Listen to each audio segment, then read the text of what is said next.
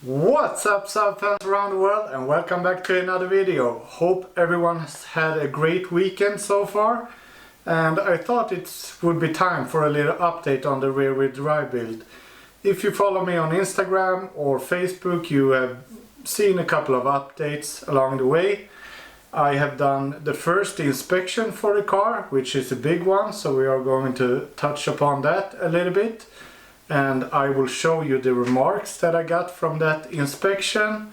We are going to talk a little bit about the financial status, and we are going to talk a bit about a few other things that I have been doing since the last video. The last video update was like a month ago, so it's really about time to touch upon things.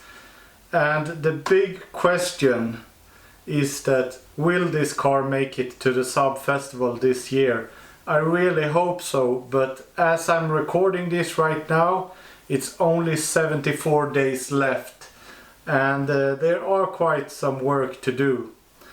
So let's start with just have a look at the car, because as it's standing right now, it's looking somewhat complete, and you will get a great picture of how the end result will be. Every time I put this car down to the ground and add all the stuff that should be on the car in the end, it just gets me so excited. It looks so aggressive, and right now it's not the correct fitment or anything. I mean, the front is pretty okay, and I love how the caliper sits to the rear opposite to the front where it should be original, since I flipped the spindle, so it's a little bit more like the exotic cars, and also with the US turning lights with the orange detail, it will tie in everything, because most of the car will be black, and the foggy parts right here are of course carbon. You don't see it right now, but once they will be clear coated, it will be visible carbon, and I think it will be so cool. The entire side skirt is also full carbon, and yeah, this front just looks so aggressive with the front mounted intercooler. A lot of people that's running this or have run this front bumper previous times, since it's a really old real car front bumper, usually it's a big hole where the intercooler should be, because originally the intercooler sits so far back, so it's just a gap behind it. So on a stock car, the intercooler will be placed somewhere right here, so you will have a huge gap, but I have placed it as close as I possibly can, so it will fill out the gap, and it looks amazing with the DO88 logo in the front. But I'm not positively sure if I should keep it black with the logo, because the entire car will be black, and I have seen a lot of like JDM cars and so on, and I think it's really clean to have it like full aluminum in the front, so the gap like shows the teeth of the car, and it's really nice to have a aluminum looking intercooler. So we will see about that, but putting everything back like this is just so clean to see everything, and it gives a lot of motivation. And since the last video, me together with some friends got together and we solved one of the biggest like electronic issues with making a front wheel drive car rear wheel drive, and that is the ABS system. So as of right now, I don't have any warning lights for the ABS, which is a huge success. And as I said, I have had the first inspection from Testa, and it's going to be one final inspection. So from the first inspection, I actually got 2 notes or 2 remarks, and it's on the front. We talked a little bit about the steering arm, and I will show you the new solution to the steering arm in this video as well. it came out a lot very solid, very solid, to say the least. It's actually a little bit too heavy, but it will do. It's approved. And the two things that he was like complaining about or taking notes was the front engine mounts. The welds on the engine mounts were not okay, and also the welds that's for the subframe, including reinforcement of the subframe, because I have cut into the subframe, but then I welded in some reinforcements, but it should be much better done. And I will show you it and you will understand, because I have built this car for almost 1.5 years, and I think I rushed it a little bit in the beginning. I didn't use this welder with the gas tube that I got from Machine Technique, the gas tube, but I used this old welder here, which is a flux core welder. So the welds from that, it gets kind of okay, and you can get the proper settings for it, and the welds will be quite okay. But I had rushed this. Some places it's only tack welds, and in some places it's barely tack welds. So he didn't like what he saw. But I have done so much work on the car. I mean, the entire rear subframe and everything is welded, and welded by me. And he said that that was okay. Same goes for the trunk. I mean, everything is welded right here.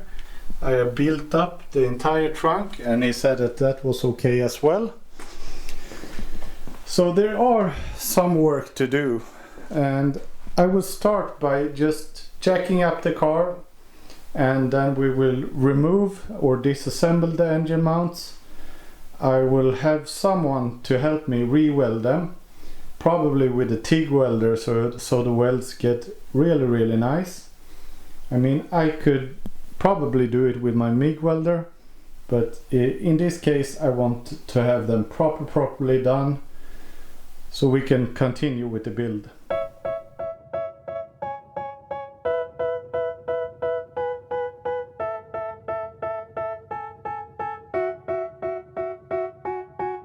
They tell me that I'm never gonna make it. They want me to do something that could make sense. They hate when I keep dreaming I'll be famous, but I don't give a fuck, I'ma keep chasing. I got all this potential that's deep inside of me, but they hate when you're successful cause they try to be. They sit there being judgmental because you're trying things, and they just want you to settle and do the right thing. So get a good job, don't slack off. Wake up every morning, make a good impression on your boss. Don't do anything that I wouldn't do, and when you're making money, make sure you don't spend it too soon. Fuck that, I'll do what I wanna do. I got a different path from everyone, and that includes you.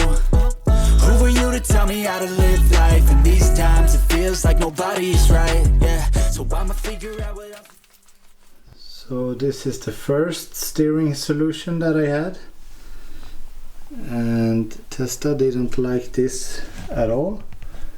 They were spoken very clearly that this will not be approved, it will not be allowed, even though it's machined as a cone in the bottom, so the tie rod end will fit perfect. Then there's an M12 that goes through it all the way, so it's a really strong connection, but it's pushing down here and the force will be up here, so not the best solution. So I had to think a lot to come up with another solution. I've been spoken to a lot of my friends that are pretty knowledgeable, and we have been debating about different solutions, and I've been looking at like different what do you call it, steering angle kits where drifters use to get more steering angle. And the solution that I came up with was this one right here. So this is an arm that bolts into the spindle, and we have a lot more clearance, and it ties in so much better, and this is really strong, so this will be pushing right here, and this arm will never bend, like never ever. So in a case of an like explosion of this car, this arm will be the one that's left, everything else will be in pieces. And I have one, the other side is not done yet, but here we have, and it's solid 355 steel, and this weighs quite a lot to say the least. And it's not the best case scenario for a car to add weight in the wheel, which is like unsprung mass, but still I want to have this approved for road use, and this was what I could come up with in the shortest amount of time. So thanks to all my friends for making this happen in a short amount of time. Of course this could be slimmed down quite a lot, so you could remove a lot of the material here in the middle and keep the edges, and yeah, it could be slimmed down all the way around, probably like half the weight.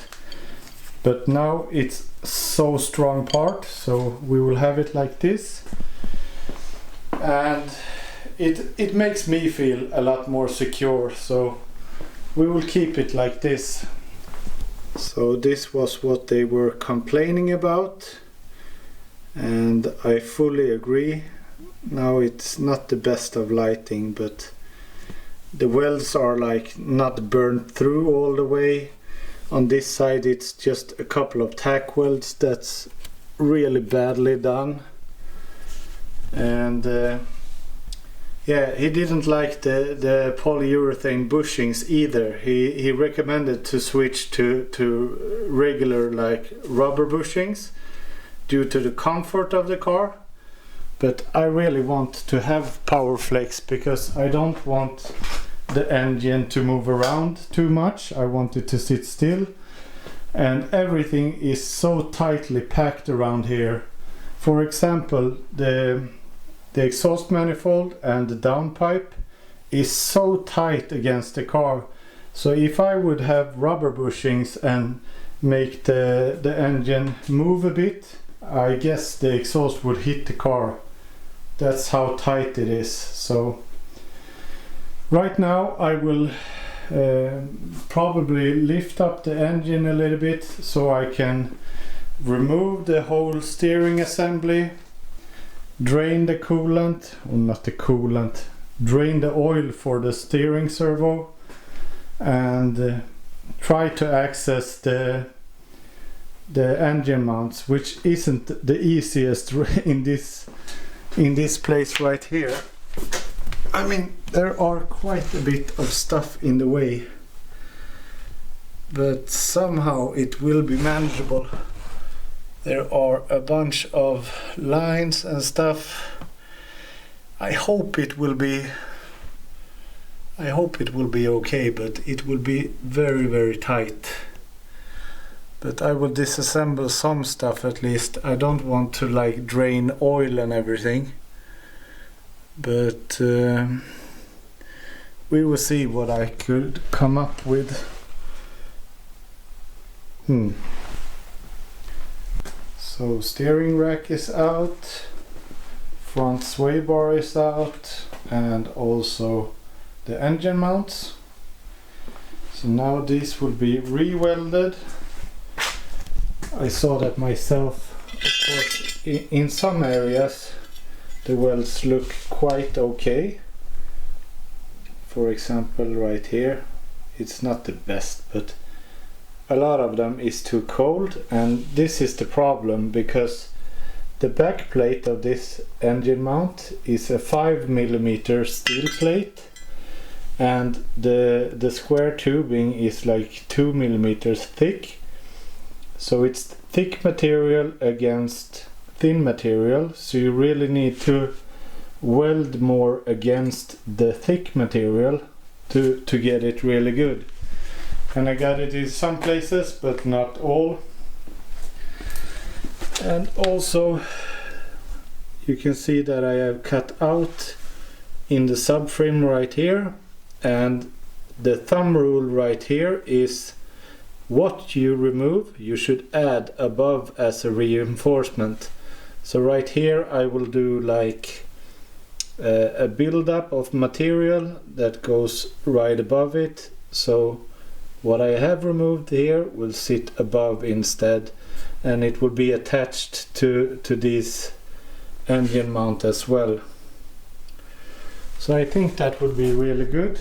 It was not that hard actually to remove the stuff that I had to remove. A bit wiggly to get the engine mounts out, but it was still manageable. So now I will proceed and build some stuff. I will modify this side as well, so it will look like this side right here. And yeah, a bit of welding. Then we have a lot of other things to do as well. So as I said, once the welding is done and that is approved, so I will have a bit of mail conversation with the inspection guy, and once that is approved I will make sure to weigh the car so I know what it weighs. Then I will have to dyno the car so the power numbers match up with the weight of the car, because there is a ratio there that I will need to fulfill. Then I will book the final inspection, and then we will have to do a registration inspection, which will be the last step in this process. And it actually got a lot more expensive than I thought. My initial thought was that the first inspection, including the travel for the inspector to come here, would be 4,800 Swedish, but it actually turned out to be 7,300. So 4,800 was just like the mileage for him to come here. And they are pretty rare, so if you live close to one of these testa inspectors, good for you. If you have quite a bit to travel, like right now, I can't drive the car there, it's too long of a drive.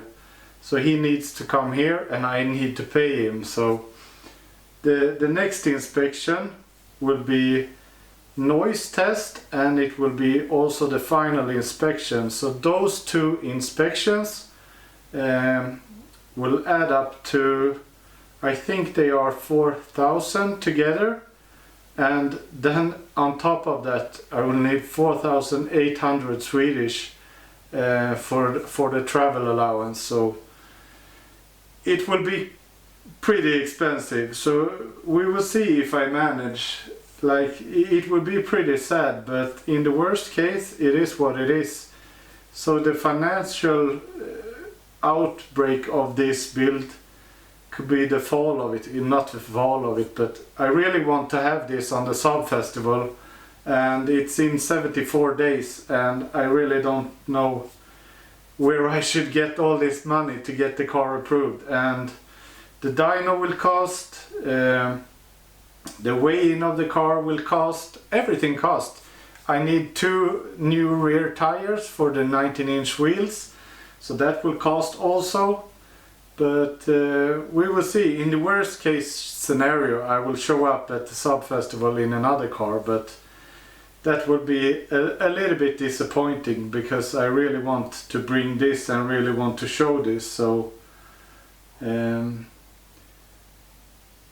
let's hope for the best, and I will do everything that I can to just make it happen. But that was a little bit of an update on the rear wheel drive build. As I said, if you have any questions, please leave a comment down below, and be sure to subscribe to the channel. It helps out a lot and it keeps me motivated, and I will see you in the next one. Bye!